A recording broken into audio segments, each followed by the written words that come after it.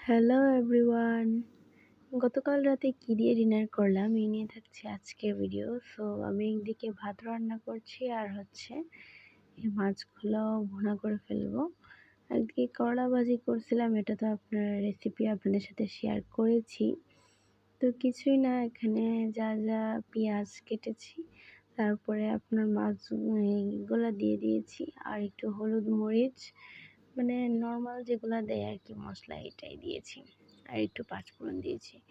তো এই তো খাওয়া শুরু হয়ে গিয়েছে। আরেকটা কথা, এটা অনেক গরম ছিল। আমার একটাই কথা যে যখন আমাদের ক্ষুধা লাগে তখনই কিন্তু আমরা খাওয়া শুরু করি, ক্ষুধার আগে কিন্তু আমরা রান্না করতেই যাই না। যারা মেসে থাকি তাদের কথা বলছি।